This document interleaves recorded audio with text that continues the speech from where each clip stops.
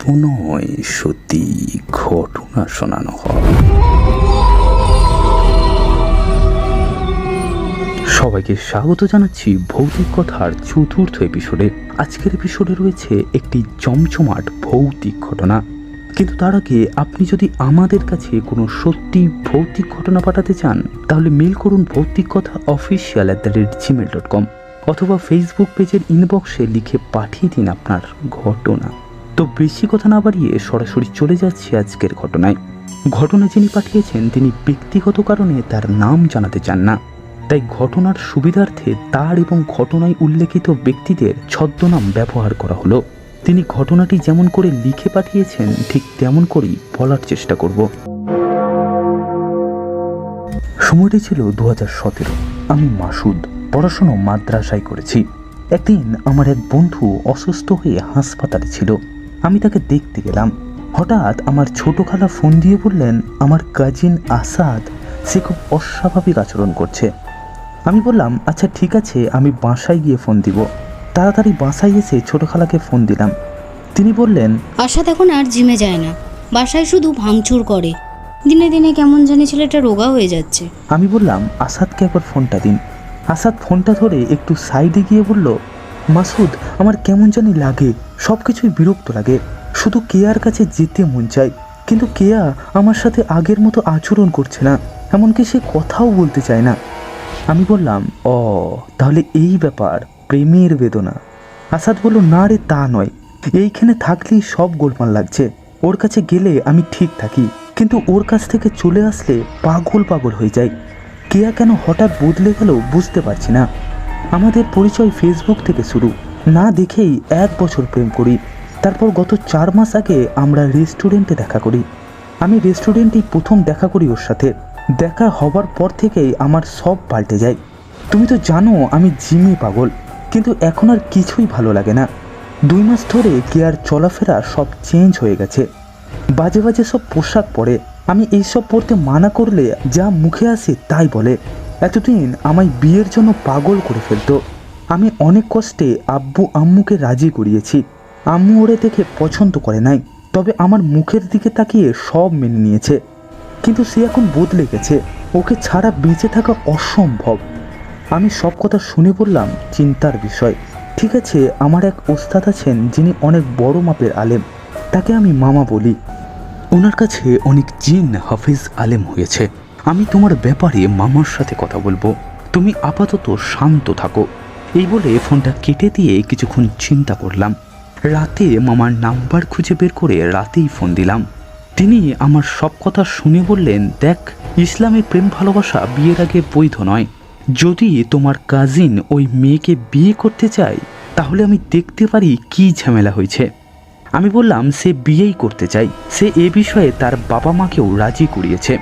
আমার কাজিন আগামী 6 মাসের মধ্যে কানাডায় চলে যাবে, তাই সে তার আগেই বিয়ে করতে চাইছে।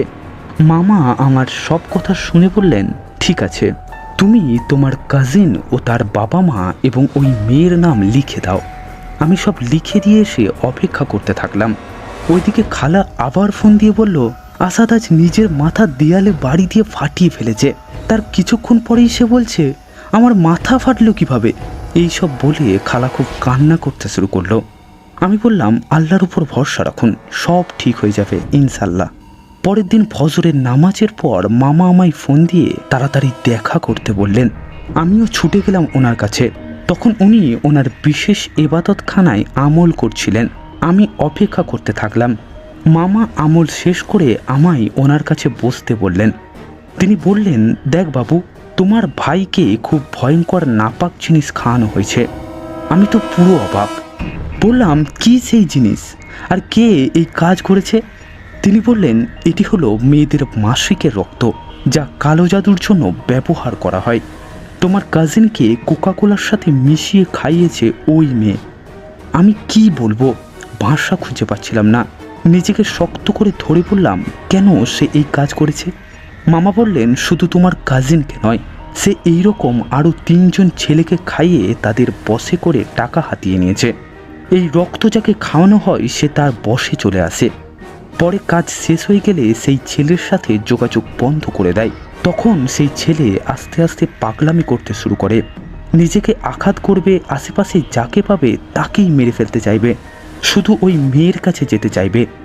এভাবে একসময় সে নিজেই নিজেকে মেরে ফেলবে, যা পূর্বের 3 জন ছেলের বেলায় হয়েছে। এখন তোমার কাজিনের পালা। আমি কান্না শুরু করে দিলাম। বললাম, মামা এখন আমি কি করব, কিভাবে বাঁচাবো আমার কাজিনকে? মামা বললেন, এই কাজ অনেক কঠিন, অনেক দেরি হয়ে গেছে। আমি মামার পা ধরে বললাম, আল্লাহ আপনাকে অনেক ইলম দান করেছেন, সারা জীবন মানুষের উপকার করেছেন, আপনি আল্লাহর হুকুমে আমাদের পথ দেখান। মামা বললেন, আমি যা করতে বলবো তুমি কি পারবে? আমি বললাম, ইনশাল্লাহ পারবো। মামা বললেন, চিন্তা করে বলছো তো? আমি বললাম, জি। মামা বললেন, তুমি আগামীকাল এই সময়ে দেখা করবে আমার সাথে। পরের দিন ঠিক একই সময়ে মামার কাছে গেলাম। তিনি আমায় কিছু খুরমা আর জাফরানের কালি দিয়ে কিছু দোয়া লিখে দিয়ে বললেন, তুমি আগামীকাল আসাদকে ঢাকা থেকে জামালপুরে চলে আসতে বলো, তোমার বাসায় তাকে 3 দিন রেখে দিবে এবং কিছু নিয়ম করতে বললেন। তারপর তার নিজের বাসায় গিয়ে যেভাবে বলে দিয়েছি তা বেশ কিছুদিন পালন করতে হবে, আর ওই মেয়ের সাথে সব ধরনের যোগাযোগ বন্ধ রাখতে হবে। তবে সাবধান, যদি নিয়ম একটু এদিক থেকে সেদিক হয় তবে খুব বিপদ হতে পারে। আমি বললাম, ইনশাল্লাহ আমি ঠিকমতোই সব করব। বাসায় গিয়ে খালাকে ফোন দিয়ে বললাম, আজই আসাদকে আমাদের বাসায় পাঠিয়ে দিন। পরের দিন আসাদ আমাদের বাড়িতে এলে তাকে সব কথা খুলে বললাম। সব কথা শুনে সে পুরো হতভম্ব হয়ে গেল। আসাদ বলল, আমি এখন বুঝতে পারছি, যেদিন কেয়ার সাথে প্রথম দেখা করি আমরা রেস্টুরেন্টে, তখন একটি কোকাকোলার গ্লাস সামনে টেবিলে ছিল। আমি যখন ক্লাসে মুখ দিতে যাব তখন কেয়া বলল, একটা টিস্যু নিয়ে আসো তো। আমি টিস্যু নিয়ে এসে দেখি কেয়া খুব খুশি খুশি অবস্থায় আছে। আমি বললাম, কি হলো? তখন সে বলে, কিছু না। আমি আর কিছু না বলে সম্পূর্ণ কোকাকোলাটি খেয়ে ফেললাম। আমি আসাদকে বললাম, তুমি ওর বাসার ঠিকানা জানো? আসাদ বলল, কেয়া রামপুরায় থাকে এবং সে কেয়ার বাড়ির সম্পূর্ণ ঠিকানা দিল। আমার এক ফ্রেন্ডও রামপুরায় থাকে, তাকে ফোন দিয়ে বললাম, এই ঠিকানাটা কোন দিকে জানিস? সে বলল, আজব তো, এমন কোনো ঠিকানা রামপুরায় নেই। আমি আরও কিছু ফ্রেন্ডদের কাছে জানতে চাইলে সবাই একই কথা বলে। যাই হোক, 3 দিন আসাদের আমল করিয়ে দেওয়ার পর সে ঢাকায় ফিরে গেল। মোটামুটি কিছুদিন ঠিকই ছিল আসাদ। দেখতে দেখতে রমজান মাস চলে এলো। 4 রোজার সেহেরির সময় খালা ফোন দিয়ে চিৎকার করে কান্না করতে লাগলো। আমি বললাম, কি হয়েছে? উনি বললেন, আশাদ আজ ওর ছোট ভাইকে মেরেই ফেলতো। কেন? ওরা পাশের রুমে ছিল, আমি ছিলাম রান্নাঘরে।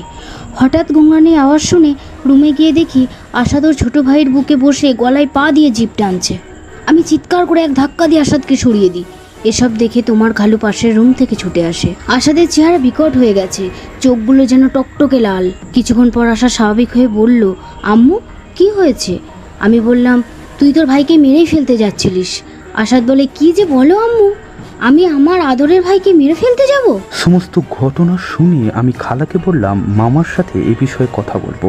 চিন্তায় পড়ে গেলাম, এমন হচ্ছে কেন? নামাজ শেষ করে মামাকে একটা ফোন দিয়ে বললাম, মাফ করবেন এই সময় বিরক্ত করার জন্য। তিনি বললেন, কি হয়েছে বল। আমি সব বিস্তারিত বললে তিনি বললেন, তুমি ইশরাক নামাজের পর দেখা করো। আমি বললাম, ঠিক আছে। এলাম মামার কাছে। তিনি আমল শেষ করে আমায় ওনার ভিতরের এক রুমে নিয়ে গেলেন, যেখানে ছিল শত শত কিতাব আরও অনেক কিছু। তিনি বললেন, ওই মেয়েটা তোমার কাজিনের খবর না পেয়ে ওই তান্ত্রিকের কাছে গেছে, যে ওই নাপাক রক্ত দিয়ে কালো জাদু করেছিল। ওরা আসাদকে মারার জন্য এক পিশাচ জিন চালনা দিয়েছে। আসাদের খুব বিপদ, যে আসাদকে সাহায্য করবে সেও বিপদে পড়বে। আমি মামাকে বললাম, আপনি আমাদের পথ দেখান। মামা বললেন, দেখ, যে অবস্থা দেখছি খুব খারাপ হবে সামনে, তুই কি পারবি? আমি বললাম, মামা আমি কিন্তু আপনারই ছাত্র, আর আপনি তো বলতেন আমরা কারোর বিপদে পিছিয়ে যেন না থাকি। আল্লাহর রহমতে আপনি যতটুকু শিখিয়েছেন, আর আল্লাহ যদি পাশে থাকেন, ইনশাল্লাহ আমি সব পারবো। মামা বললেন, ঠিক আছে, তুমি আগামী সপ্তাহে ঢাকায় যাবে 40 দিনের জন্য আসাদের বাসায়। বেশ কিছু কাজ করতে হবে তোমায়, অনেক বাধা আসবে সামনে, তবে ভয় পাবে না। আমার সাথে সবসময় যোগাযোগ রাখবে, আর কিছু জিনিস দিব তার সাথে নিয়ে যাবে। আমি বললাম, এর মাঝে আসাদের কোনো বিপদ হবে না তো? মামা বললেন, সেটা আল্লাহই ভরসা, আপাতত আমি দেখছি। আর শোন, এই নে আল্লাহর কালামের লেখা এই তাবিজ, এটি আসাদের গলায় বা ডান হাতের বাহুতে বেঁধে দিবি। আমি চলে এলাম আমার বাসায়। পরের দিন সব প্রাইভেটে গিয়ে বললাম আমার কিছু কাজ আছে ঢাকায়, 40 দিন আমি আসতে পারবো না। সবাই তাতেই রাজি হয়ে গেল আর বলল আগামীকাল এসে আপনার বেতনটা নিয়ে যাবেন। মাদ্রাসাতেও তাই বললাম। আল্লাহর রহমতে সেখানেও ছুটি পেয়ে গেলাম। সব গোছগাছ করতে শুরু করে দিলাম, যেহেতু অনেক দিনের জন্য যাব, হাতে টাকাও দরকার। তাই পরের দিন যাদের প্রাইভেট পড়াই তাদের বাসায় গেলাম। প্রথমে একটা বাসায় গিয়ে বললাম, আপা আমার বেতনটা দেওয়ার কথা ছিল আজ। আপা অবাক হয়ে তাকিয়ে বলল, হুজুর আপনি তো একটু আগেই টাকা নিয়ে গেলেন। আমি বললাম, কই না তো, আমি তো এইমাত্রই আসলাম, আপনার কোথাও ভুল হচ্ছে। আপা তার স্বামীকে ডেকে এনে বলল, হুজুর একটু আগে বেতন নিয়ে গেল না? ওনার স্বামীও বললেন হ্যাঁ। আমি আর কথা বাড়ালাম না, চলে গেলাম আরেক প্রাইভেটে। সেখানেও একই কথা, আমি নাকি একটু আগে টাকা নিয়ে গেছি। একে একে সব প্রাইভেটেই এমন কথা শুনিয়ে দিল। আমি হতভাগ হয়ে বাসায় ফিরে এলাম আর চিন্তা করলাম এটা কি করে সম্ভব। আমার রুমে যে ব্যাগটিতে কাপড় গুছিয়ে রেখেছিলাম, এসে দেখি কোনো কাপড় নেই। আম্মাকে জিজ্ঞেস করলাম আমার কাপড় কই। আম্মা বলল, জানি না, তোর রুমে তো কেউ যায়নি। আমি কিছুক্ষণ নিস্তব্ধ হয়ে বসে রইলাম, ভাবতে লাগলাম এগুলো কি হচ্ছে আমার সাথে। মামাকে ফোন দিয়ে সব জানালাম। 30 মিনিট পর তিনি ফোন দিয়ে বললেন, তোমার প্রাইভেটের টাকা তোমার রূপ ধরে ওই দুষ্টু জিন নিয়ে গেছে, আর তোমার কাপড়ও, যাতে তুমি ঢাকায় যেতে না পারো। আমি মামার কথা শুনে চুপ করে রইলাম। মামা বললেন, চিন্তা করো না, আমরা হলাম আশরাফুল মখলুকাত, আল্লাহ আছেন আমাদের সাথে, তুমি আগামীকালই রওনা দাও। তারপর মামা কিছু জিনিস দিলেন আর কিছু দোয়া লিখে দিলেন, কিভাবে কি করতে হবে সব বুঝিয়ে দিলেন এবং বললেন আসাদকেও সব শিখিয়ে দেবে, যাতে তোমার কোনো প্রবলেম হলে আসাদ তোমায় হেল্প করতে পারে। আর বললেন সব সময় আমার সাথে যোগাযোগ রাখবে। আমি মামার কাছ থেকে বিদায় নিয়ে বাসায় এলাম। রাতে অনেক চিন্তা হচ্ছিল। ভোরে ফজরের নামাজের পর মসজিদের বারান্দায় বসে সূরা ইয়াসিন পাঠ করে চোখ বন্ধ করে বসেছিলাম। চোখে একটু ঘুম ঘুম ভাব ছিল। হঠাৎ কেউ যেন আমার পিঠে হাত দিল। আমি পিছনে ফিরে তাকাতেই দেখি আসাদ। আমি চোখ মুছে ভালো করে তাকাতেই সে উধাও হয়ে যায়। ভাবলাম হয়তো মনের ভুল। শরীরটা একটু খারাপ খারাপ লাগতে শুরু করলো। বাসায় গিয়ে একটু রেস্ট নেবার জন্য শুয়ে রইলাম। এভাবে কখন যে ঘুমিয়ে পড়েছিলাম টের পাইনি। যখন ঘুম ভাঙলো, চেয়ে দেখি আম্মা ডাকছে, বলছে সেই সকাল থেকে ঘুমিয়ে আছিস, আজ তোর খালার বাসায় যাওয়ার কথা না, কখন যাবি? বিকেল হয়ে গেল তো। আমি তাড়াতাড়ি করে উঠে রেডি হলাম। বাসা থেকে বিদায় নিয়ে গাড়িতে উঠলাম। ফোনে চেয়ে দেখলাম খালা, আসাদ, মামা অনেকগুলো ফোন দিয়েছে। আমি সবাইকে ফোন দিয়ে জানিয়ে দিলাম যে আমি রওনা দিয়েছি। মামা বললেন গাড়িতে উঠে দোয়া পড়ে নেবে আর চোখ কান খোলা রেখে চলবে। আমি বললাম ইনশাল্লাহ। গাড়ি চলছে। আসাদ ফোন দিয়ে বলল গাড়ি থেকে নামার 10 মিনিট আগে ওকে জানিয়ে দিতে, তাহলে সে এসে আমায় নিয়ে যাবে। আমি বললাম ঠিক আছে। আসাদের বাসায় যেতে নৌকো দিয়ে শীতলকক্ষা নদী পার হতে হয়। আমি গাড়ি থেকে নামার আগে আসাদকে ফোন দিলাম। সে বলল আমার আসতে 15 মিনিট লাগবে, তুমি গাড়ি থেকে নেমে অপেক্ষা করো। আমি যখন গাড়ি থেকে নামলাম তখন রাত্রি 11টা বাজে। রাস্তায় অনেক মানুষজন ঘোরাঘুরি করছে। হঠাৎ আমার কাঁধে কেউ যেন হাত রাখলো। আমি পিছনে তাকাতেই দেখি আসাদ। আমি বললাম তুমি না বললে 15 মিনিট লাগবে, 2 মিনিটের মধ্যে কি করে আসলে? আসাদ বলল আরে সারপ্রাইজ। আমি হেসে দিয়ে বললাম তুমি ঠিক আছো তো? সে বলল একদম ঠিক আছি ভাই। আমি বললাম খালার জন্য আম কিনবো, কোথায় ভালো হবে তুমি জানো? সে বলল চলো আমার সাথে। আমরা দুজনে হেঁটে পাশের ফলের দোকানে গিয়ে 5 কেজি আম কিনলাম। আসাদকে বললাম দেখো তো আমগুলো ঠিক আছে? আসাদ বলল ঠিক আছে, এবার চলো তো। আমার দিকে ফলওয়ালা কেমন করে জানি তাকিয়েছিল। আমি এই ব্যাপারটা সেভাবে পাত্তা দিইনি। দুজন মিলে ঘাটের কাছে গেলাম। প্রচুর পরিমাণে ভিড় মানুষের, সবাই পার হচ্ছে। আসাদ বলল চলো, তোমায় অন্য এক রাস্তা দিয়ে নিয়ে যাব, খুব তাড়াতাড়ি পার হয়ে যাব আমরা। আমি বললাম ঠিক আছে। আসাদ আমায় ঘাটের বাম পাশ দিয়ে এক অন্ধকার রাস্তা দিয়ে নিয়ে যাচ্ছিল। আমার এক হাতে আমের ব্যাগ এবং আরেক হাতে কাপড়ের ব্যাগ। হঠাৎ পকেটে থাকা ফোনটি বেজে উঠল। আমি আসাদকে বললাম ব্যাগটা একটু ধরো তো, দেখি কে ফোন করলো। সে বলল এখন ধরতে হবে না। আমি বললাম আরে দেখি কে ফোন করলো। এই বলে আমি একটা ব্যাগ মাটিতে রেখে ফোন বের করে দেখি আসাদের ফোন। আমি সামনে যেয়ে দেখি আসাদ আমার দিকে রক্ত চোখে তাকিয়ে হাতে করে এক ধাক্কা দিল। আমি চিৎকার করতেই কিছু মানুষ দৌড়ে এলো। আমি উপর হয়ে পড়ে গেলাম। চেয়ে দেখি আসাদ নেই। আমার হাত কেটে রক্ত পড়তে থাকলো। আমি মাটি থেকে ফোনটি কুড়িয়ে আসাদকে ফোন দিই। আসাদ বলল, মাসুদ তুমি কই? আমি বললাম, তুমি এতক্ষণ আমার সাথে ছিলে না? সে বলল, কি বলছো এসব? আমি এইমাত্র নদী পার হয়ে তোমায় নিতে এলাম। কোথায় আছো তুমি? আমি বললাম, ঘাটের বাম পাশের রাস্তায়। আসাদ ফোনটি কেটে দিল। আশেপাশের মানুষ এসে আমায় উঠিয়ে বলল, ভাই এখানে কেন এসেছিলে? এটা তো শ্মশান ঘাট। এর মধ্যে আসাদ চলে এলো। জিজ্ঞেস করলো, কি হয়েছে? আমি সব খুলে বললাম। আসাদ তাড়াতাড়ি খালুকে ফোন দিল। তিনিও চলে আসলেন আমায় নিতে। তারপর তারা দুজনে মিলে আমায় বাসায় নিয়ে গেলেন। হাতে ব্যান্ডেজ করে দিলেন। আমি ফ্রেশ হয়ে মামাকে সব ঘটনা খুলে বললাম। মামা বললেন, ওইটা জিন ছিল, তোমায় মেরে ফেলতে চেয়েছিল। আল্লাহ তোমায় সাহায্য করেছে। এরপর থেকে খুব সাবধানে কাজ করবে। ও কিন্তু বিভিন্ন রূপে তোমায় ধোঁকা দিতে পারে। তুমি আগামীকালই আসাদের বাসা যে আমল দিয়েছি তা দিয়ে বন্ধ করে ফেলবে। আমি বললাম, ঠিক আছে। রাত্রে আমি আর আসাদ এক রুমে শুয়েছিলাম। আসাদ খুব চিন্তা করছে কি হবে সামনে। আমি বললাম, আল্লাহর উপর ভরসা রাখো, সব ঠিক হয়ে যাবে। পরের দিন সকালে উঠে মামা যে যে নিয়মে বাড়ি বন্ধ করতে বলেছিল ঠিক সেইভাবেই বন্ধ করতে গেলাম। আমার সাথে আসাদ ছিল। বাসার চারপাশে গিয়ে আমল করতে হয়। আমি প্রথম পাশে গিয়ে আমল করছিলাম। ঠিক তখনই মনে হলো বিশাল লম্বা কালো কিছু আমায় ধাক্কা দিয়ে পিছনে ফেলে দিল। আসাদ খুব জোরে জোরে কালামা পড়তে লাগলো। বুকে খুব ব্যথা পেয়েছিলাম। আমি আস্তে আস্তে দাঁড়িয়ে সাহস করে আবার সামনের দিকে গিয়ে আমল পুরো করলাম। এইভাবে চারপাশের কাজ শেষ করলাম।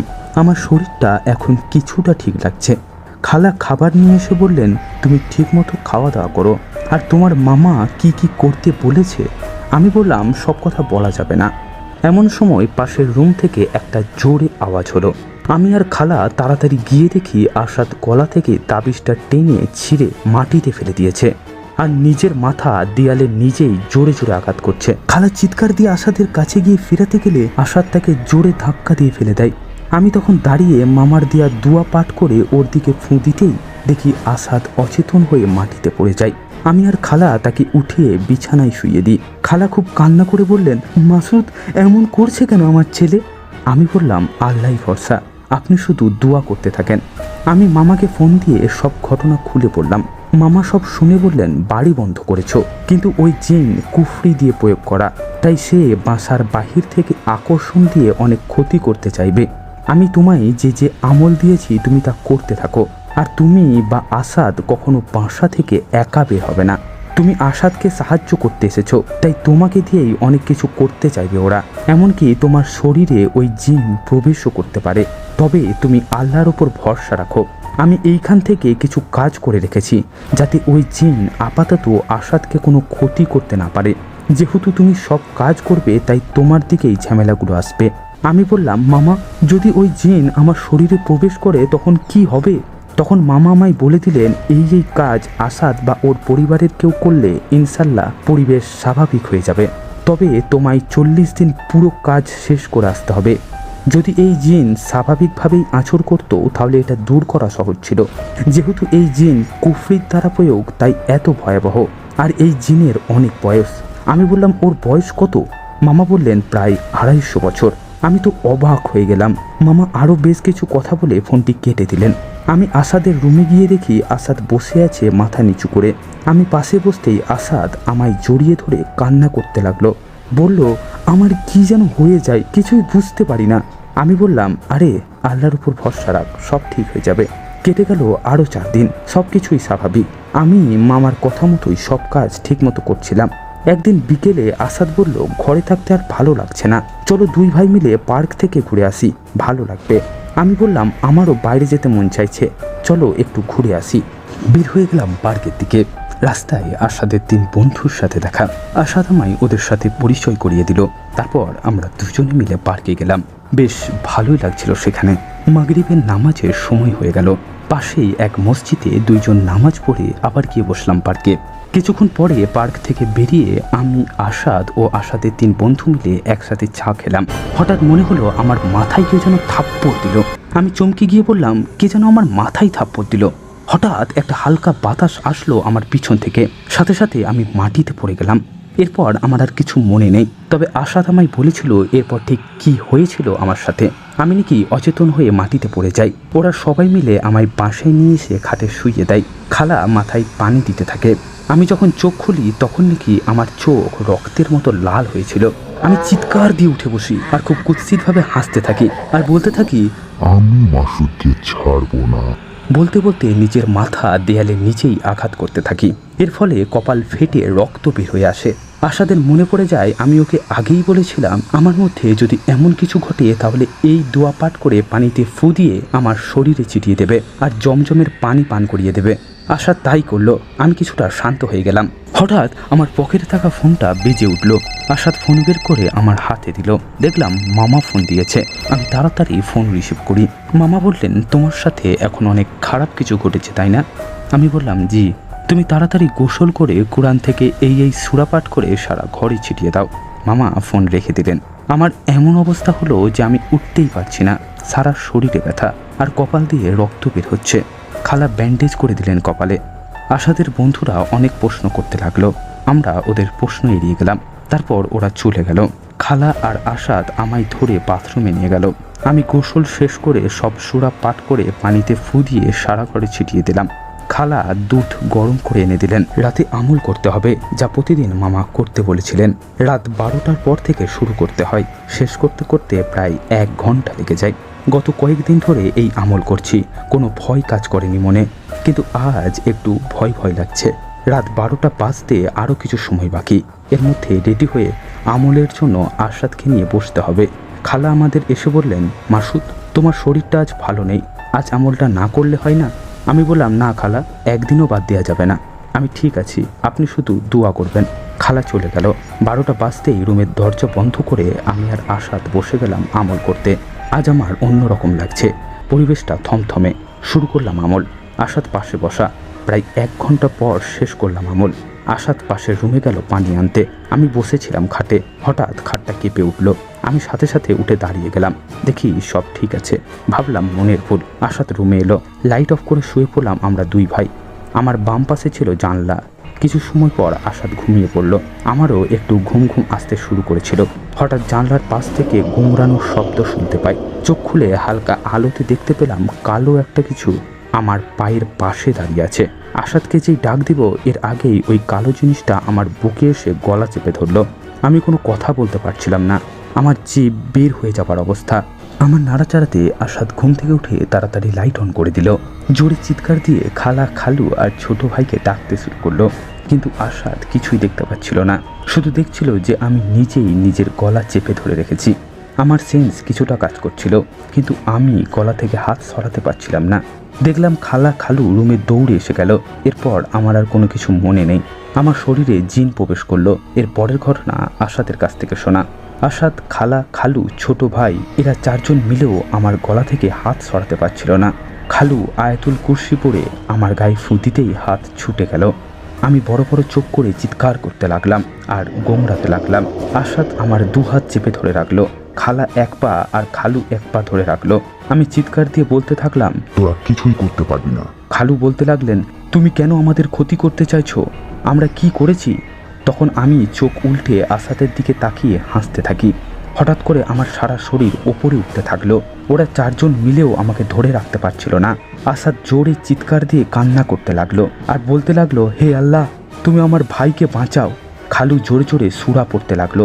তখনই আমার শরীর আছাড় খাওয়ার মতো পড়ে গেল আর সাথে সাথে সেন্স হারিয়ে গেল। অনেকক্ষণ পর আমার সেন্স আসলো। তখন দেখলাম আসাদ কান্না করছে আর খালু আমার পায়ের তালুতে মালিশ করছে। খালা আমার মাথায় হাত দিয়ে বলছে, মাসুদ ঠিক আছো? আমি বললাম, জি ঠিক আছি, কিন্তু গলায় ব্যথা পাচ্ছি। গলায় হাত দিয়ে দেখি রক্ত। আসাদ বলল, তোমার গলার চামড়া কেটে গেছে। আমি রক্ত পরিষ্কার করে ওষুধ লাগিয়ে দিয়েছিলাম, এখন আবার একটু রক্ত পড়ছে। যাই হোক, কোনো মতে আমরা রাতটা পার করলাম। ফজরের নামাজের পর খালা আমার কাছে এসে বললেন, এইভাবে যদি চলতে থাকে তাহলে কেমন করে হবে? তোমার হুজুর মামার সাথে কথা বলে দেখো, আমার তো খুব ভয় করছে। আমি বললাম আমি ইশরাক নামাজের পর মামাকে ফোন দিব। ফোন দিলাম মামাকে, সব খুলে বললাম। তিনি বললেন, দেখ মাসুদ, এই জিন প্রয়োগ করা, তাই ওর শক্তিটা বেশি দেখাচ্ছে। তবে শোন, আল্লাহর কালামের শক্তির চেয়ে আর কোনো শক্তি নেই। আমরা জয়ী হব ইনশাল্লাহ। তবে একটু সময় নিতে হবে আর সঠিকভাবে সব কাজ করতে হবে। তারপর তিনি একটা বড় কাঁচের বোতল জোগাড় করতে বললেন এবং আরও কিছু জিনিস জোগাড় করে বিকেল 5টায় ফোন দিতে বললেন। আমি আর আসাদ এই সব জিনিস আর খালার কিছু ওষুধ কিনতে দুপুর 12টায় বের হলাম। নদী পার হয়ে দোকান থেকে যা যা কেনা দরকার কিনে ওষুধের দোকানে যাব, তখন দেখলাম একটি দোকানে খুব ভিড়। আসাদ বলল, তুমি রাস্তার পাশে একটু দাঁড়াও, আমি ওষুধ কিনে আনছি। আসাদ চলে গেল। আমি পকেট থেকে ফোন বের করে দেখছিলাম। তখন আসাদ আমার কাঁধে হাত দিয়ে বলল, চলো। আমি ওর সাথে কথা বলতে বলতে সামনের দিকে হাঁটতে লাগলাম। একটু পর পিছন থেকে কেউ যেন চিৎকার দিয়ে আমার নাম ধরে ডাকছিল। আমি পিছনে ফিরে দেখি আসাদ দূর থেকে দৌড়ে আমার দিকে আসছে আর চিৎকার করে ডাকছে। আমি অবাক হয়ে আমার পাশে তাকিয়ে দেখি কেউ নেই। সামনে একটা গাড়ি আমার দিকে এগিয়ে আসছে। আমি তাড়াতাড়ি সাইডে চলে গেলাম। আসাদ এসে বলল, তুমি একা একা গাড়ির দিকে এগিয়ে যাচ্ছিলে কেন? একটু হলেই তো গাড়ির নিচে চাপা পড়তে, আর মনে হচ্ছিল তুমি কারোর সাথে কথা বলছো। আমি আসাদের কথা শুনছিলাম। কিছুক্ষণ চুপ করে নিঃশ্বাস নিয়ে বললাম, তুমিই তো ছিলে আমার সাথে। এখন বুঝতে পারছি সেদিনের মতো আজও ধোঁকা দিয়ে আমার ক্ষতি করতে চাইছিল ওই জিন। আসাদ ভয় পেয়ে গেল আর বলল, চলো তাড়াতাড়ি বাসায় চলে যাই আমরা। বিকেল হতেই সময় মতো মামাকে ফোন দিলাম। মামা বললেন, আজ তুমি ওই জিনকে বোতলে বন্দি করবে। আমি বললাম, মামা আমি কি করতে পারবো? মামা বললেন, যা করার আমি এখান থেকেই করব, আর আমার জিন ছাত্রদের পাঠাবো তোমার কাছে। তবে সাবধান, কোনো ভয় পেলে চলবে না। আজ রাত 11টায় তুমি এমন কোনো নির্জন জায়গায় যাবে যেখানে কোনো লাইটের আলো থাকবে না। আর কাঁচের যে বোতলটা আছে সেখানে মার্কার পেন দিয়ে এই দোয়া লিখে রাখবে। লেখার সময় অনেক ঝামেলা হতে পারে, কিন্তু যতই কষ্ট হোক না কেন তুমি লেখা শেষ করবে। আর যা যা আনতে বলেছিলাম তার মধ্যে এই আয়াত পড়ে ফুঁ দেবে। আমি বললাম, আমি কি একাই যাব নাকি কাউকে নিতে পারবো? মামা বললেন, তোমার সাথে তুমি 2 থেকে 3 জনকে নিতে পারবে, কিন্তু তুমি যখন কাজ করবে তখন তারা দূরে দাঁড়িয়ে থাকবে। আর তুমি সে জায়গায় গিয়ে এই দোয়া পড়ে গোল এক বৃত্ত আঁকবে। যা কিছু হোক না কেন তুমি ওই বৃত্ত থেকে বাইরে আসবে না। আর আমার জিন ছাত্ররা তোমায় সাহায্য করবে। তুমি ওদের আওয়াজ শুনতে পাবে কিন্তু ভয় পাবে না। যখন ওরা বলবে বোতলের মুখ লাগিয়ে দিন, তুমি সাথে সাথে লাগিয়ে দেবে। তারপর তোমার সাথে যারা যাবে তাদেরকে দিয়ে গভীরভাবে মাটি খুঁড়ে ওই বোতল পুঁতে রাখবে। একটা কথা কান খুলে শুনে রাখো, যখন তোমরা সেখান থেকে ফিরে আসবে কাজ শেষ করে, পিছনে ফিরে কেউ তাকাবে না। আর 3 দিনের মধ্যে তোমরা কেউ সন্ধ্যার পর ঘর থেকে একা একা বের হবে না। এই ব্যাপারে খুবই সাবধান, তা না হলে খুবই বিপদ হবে। মামার কথা মতো জিনিসগুলিতে আয়াত পড়ে ফু দিয়ে দিলাম। এরপর সেই কাঁচের বোতলটিতে দোয়াগুলি লিখবো। ঠিক তখনই হঠাৎ দেখি মামা আমার সামনে এসে বলছে, মাসুদ এটা তুমি কি করছো? এখনই বোতলটা ফেলে দাও, নইলে বিশাল বড় বিপদ হয়ে যাবে। আমি অবাক হয়ে মামার দিকে তাকিয়ে ভাবছি, মামাই তো আমাকে এসব করতে বললো, আর এখন মামাই বারণ করছে। তার চেয়েও বড় ব্যাপার, মামা এখানে এলো কিভাবে? ঠিক তখনই একটি আওয়াজ কানে এলো। কেউ যেন আমায় বলছে, মাসুদ তুমি ওই দুষ্টু জিনের ফাঁদে পা দিও না, নিজের কাজ করতে থাকো। আমি হকচকিয়ে সামনে তাকাতেই দেখি কই কেউ তো নেই। আর মামাই বা কোথায় গেল? তখন বুঝলাম সেই দুষ্টু জিনটি আমার কাছে বাধা দেবার চেষ্টা করছে, আর মামার পাঠানো সেই ছাত্র জিনগুলি আমায় পথ দেখাচ্ছে। আমি তাড়াতাড়ি দোয়া পড়ে আমার চারপাশে একটি বৃত্ত অঙ্কন করলাম। তারপর সেই বৃত্তের মধ্যে বসে আল্লাহকে ডাকছিলাম। ঠিক তখনই কেউ একজন বলে উঠল, মাসুদ বোতলের ঢাকনাটি লাগিয়ে ফেলো। আমি তাড়াতাড়ি বোতলের ঢাকনাটি লাগিয়ে বোতলটিকে গর্ত খুঁড়ে পুঁতে দিয়ে বাসায় ফিরে গেলাম। এরপর থেকে 3 দিন আর ঘর থেকে বেরোয়নি এবং আস্তে আস্তে সবকিছুই ঠিক হয়ে যায়। পরে জানতে পারি মামা ওখান থেকেই সেই দুষ্টু জিনটিকে বেঁধে রেখেছিল, তাই সেই দুষ্টু জিনটি কাজ চলাকালীন আমার বিশেষ কোনো ক্ষতি করতে পারেনি। তো এই ছিল ঘটনা। ভালো লাগলে অবশ্যই ভৌতিক কথাই শুনিও। একটি অসাধারণ ভৌতিক ঘটনা শুনে নিলাম। ঘটনাটি কেমন লাগলো অবশ্যই কমেন্ট করে জানাবেন, এবং আপনার দেখা অথবা শোনা এই ধরনের সত্যি ভৌতিক ঘটনা যদি আমাদেরকে পাঠাতে চান তাহলে নিচের ডেসক্রিপশন চেক করে নেবেন। তো আজকের মতো এই পর্যন্তই। দেখা হচ্ছে আগামী শনিবার ঠিক রাত 10টায় এরকমই কিছু রোমহর্ষপূর্ণ ভৌতিক ঘটনা নিয়ে। ততক্ষণ সুস্থ থাকবেন, ভালো থাকবেন এবং অবশ্যই আনন্দে থাকবেন।